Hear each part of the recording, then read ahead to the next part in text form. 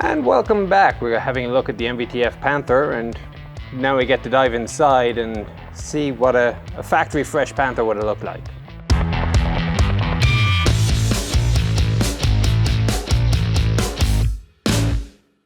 So when you come into the commander's position, firstly, of course, he's got a cupola. It's up to 10 centimeters thick and has 7 periscopes that he can look out of. Out the front periscope is actually it's effectively a vane sight. It's a front post rear notch, and you can use this to help guide the gunner onto target. In terms of space, I have been a lot happier. I'm cramped on the right by the recoil guard for the 75.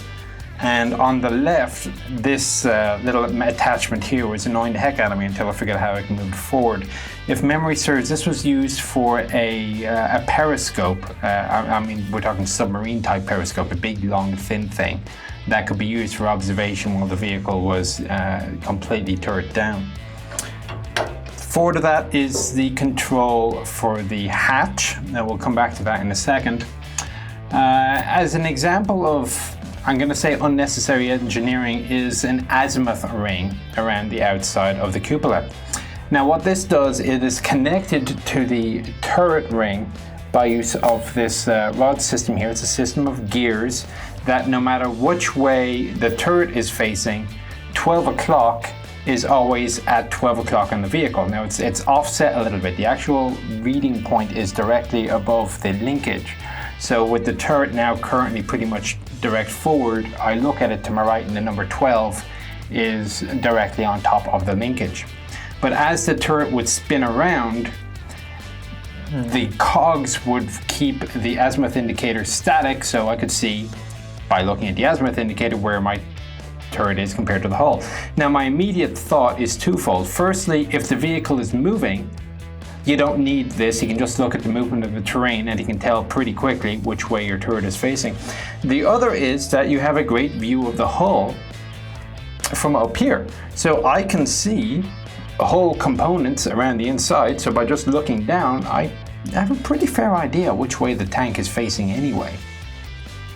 So a little bit over complex. Indeed, for part of the production run, Panthers removed this linkage system.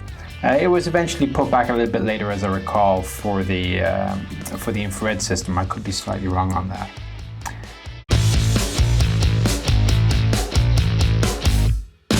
All right, the hatch controls. This is a fun hatch to operate. First thing you want to do, let's say it's in the open position right now, it is lowered into a rest, which stops the hatch from swinging around and decapitating you, which would probably be a bad thing to happen. Very disturbing for the gunner and loader. You first crank the hatch up off of the rest. You can rotate the hatch forward. This brings you to the open protected position. So you can actually look around relatively safe from overhead attack, from snipers, from artillery. Get much better than the periscopes, and I'm actually at a bit of a loss to think of any other World War II tanks really that would do this. Once you have it closed, you then lower the hatch into position. Hatch is now secure. Now, here is why I fully believe that only in the most extreme emergencies would a German crewman close the hatch all the way, because frankly I think open protected would be pretty good. I'm going to start what I will call the "oh bugger, the tank is on fire" test. And you will have seen how long it took me to simply open up the hatch on a T-34 or even squeeze through the hatch on a Comet. So imagine, if you would, you just had that significant emotional event of a shell penetrating your tank and a fire has now started. Okay, it's lovely, toasty and warm, you're on the Russian front, a little bit of flame is good, but you decide, let's get out. So, oh my God, the tank is on fire. Crank up the hatch to open protected. Come right, get the periscope out of the way, and well, you probably wouldn't bother with lowering it, but then you got to get out. This takes a while. Now, the other way out of this turret is through that loader's hatch in the rear, which you saw was really thick and heavy. Now, of course, the loader is probably well motivated to get the thing open. Once he squeezes out, the gunner and the commander are now fighting each other to get under the gun, or if the gun is elevated over, whatever way they can get around, and then get out the same hatch.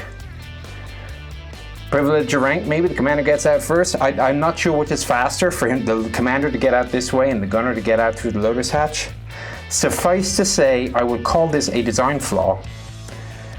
I'm not sure it is worth closing the hatch ever. But as I said, the open protected is good enough. I mean, in Iraq, I almost never closed my hatch, even under fire. Only in the most significant threat did I even go to open protected. I strongly suspect that the German tank commanders had a similar philosophy. Keep your head out, see the enemy, don't close your hatch. Outside of that, the last thing I will say is the man's leg room is reasonable. He's got 2 footrests. He's got one directly underneath him. He brings his knees inwards, and he also has one to the right of the gunner. So although his upper body is very cramped, his feet are kind of okay.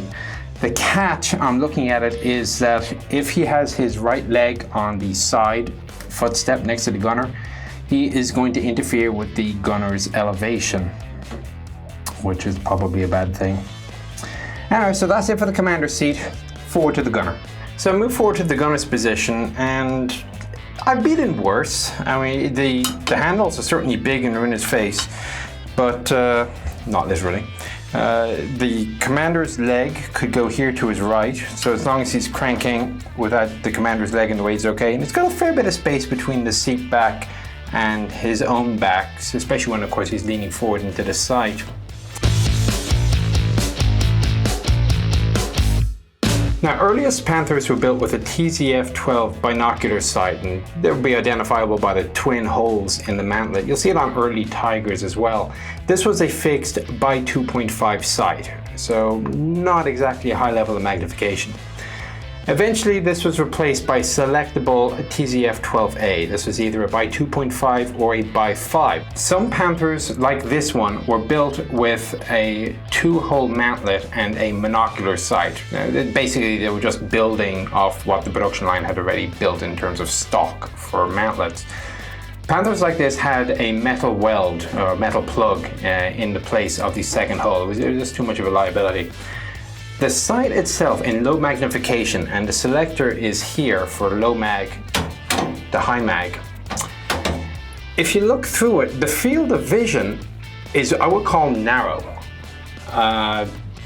You pretty much need to be aiming at the target in order to see it.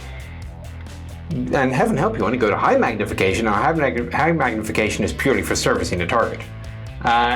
He has no other way of seeing outside. So if I was on, let's say, a Sherman, there'd be a unity sight and a secondary periscope, which you could use in a hold down position. You can't use this sight in a hold down, in a turret down position, forgive me.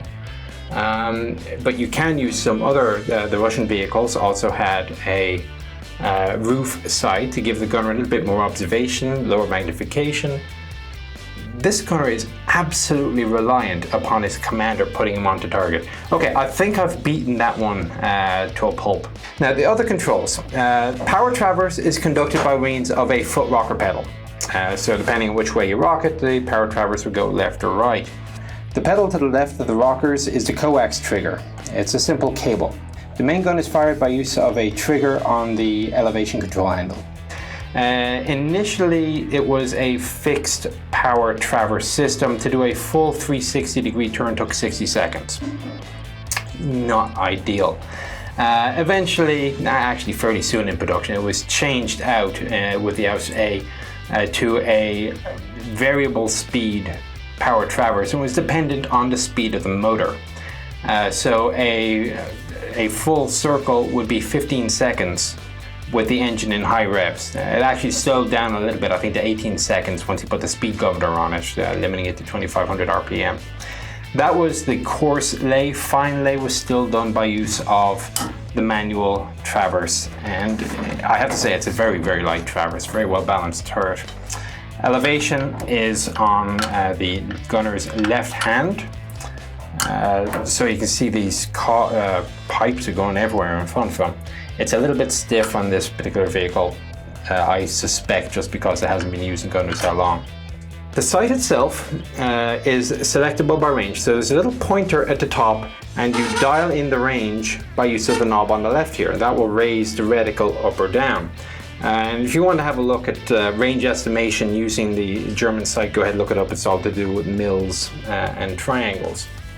The sight is graduated in 100-meter increments up to 2,000 meters with the Panzergranat 4042, 3,000 for the 3940, and as memory serves, 4,000 for HE.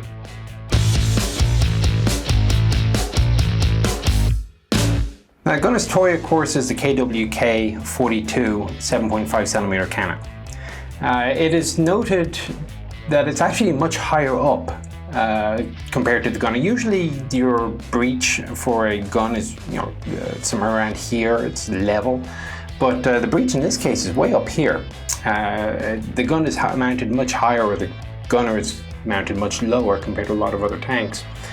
Also, as a point of trivia, the gun is mounted 6 centimeters off center on the turret because the turret itself is mounted a little bit off center on the hull. I'm sure model makers probably get annoyed to heck by that.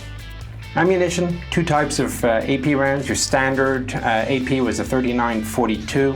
This is rated at penetrating 111 millimeters of armor at 1 kilometer, sloped at 30 degrees. The super ammo was the tungsten cord 4042, and that was rated at 149 millimeters under the same conditions. Interestingly, the Germans were actually kind of pessimistic about gun performance. We're all familiar with the 7.5 being one of the wonder weapons, shall we say, in terms of armor performance.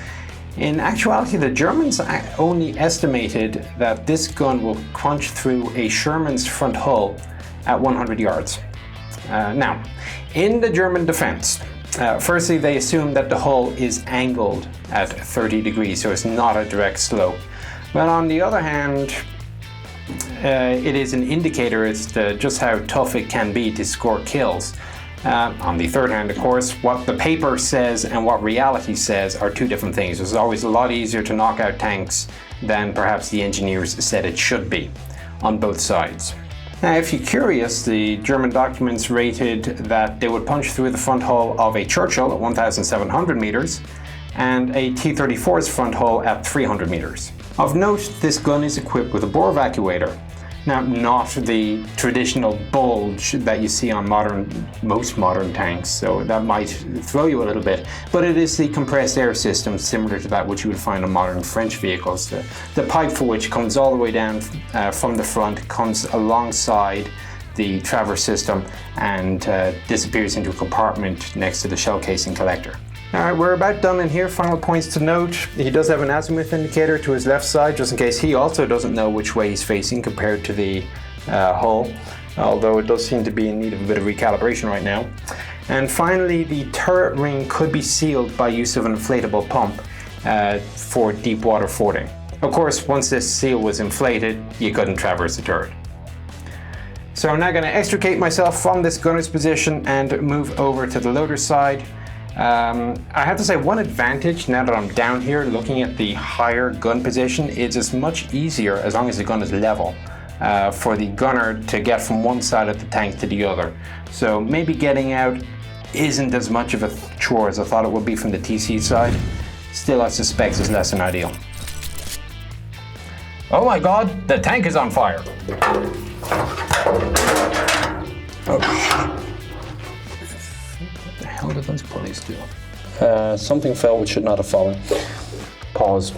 It's a recoil system. Good lord.